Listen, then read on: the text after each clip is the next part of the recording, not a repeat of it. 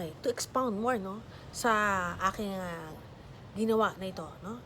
To give you a picture of what the heaven and the new earth will look like. But even more, pag tayo na ando na, no? Okay, so makita niyo, no? Yarn. Bakit yarn, no? Nasa nest siya, no? Okay. Ang ibig sabihin kasi ng yarn is maraming pwedeng matahi sa isang yarn, di ba?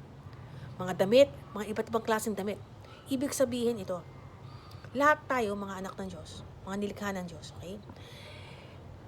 Yan ang nire-represent natin, no? Bawat thread, no, ay nire-represent natin na maraming possibilities. What God is creating us, ay dinideclare din niya ang ating maging partisipasyon sa pag-advance ng kalooban niya para sa pag-reclaim sa atin ng mga naligaw, no, ng landas dahil sa pagkakasala ni Adan at ni Eva. Okay? So yan, ano? So ano yung pwedeng mabuo, no, sa yarn na to? Ito, mga princess, no? Kasi talaga namang tayo mga princesses at prince ng Diyos, di ba, sa kaharian niya. No? Yun nga lang, may mga bagay na nangyari. Okay? Kaya ang nangyari ay naging retaso na lang. Yung natira, yung nabuo mula sa yarn, ay naging retaso na lang. Kasi bakit? Nung tinahian tayo ng damit, nung ating, kumbaga tayong binautismuhan nung ating pagkapanganak, di ba? Ang nangyari, maraming mga nakapanakit sa atin. Di ba? Marami, no?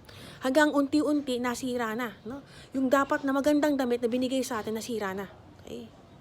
Marami ang nasaktan, no? Marami ang gumupit, no? Kaya ang nangyari ay nagkaroon tayo ng problema, okay? Siyempre, mga pangarap na nasira, okay? Pero salamat sa Panginoong Jesus, okay? He endured the cross for us, okay? Para sa ganon, wala pa ring imposible na ating matapos ang ating, kumbaga, purpose, God-given purpose sa ating buhay. Na dineclare ni God habang tayo kanyang nililikha noon. Okay? So, yan So, I hope na maging clear yan sa atin, no? Salvation point, okay? Yan. Okay? Pakibasa na lang po at idasal, okay? Mula sa puso. Okay? Dahil si Jesus lang talaga ang susi ng lahat, okay?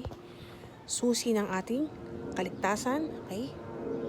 Ng restoration, ng ating kagalingan, pagpapala, okay? Kasaganaan, ano pa?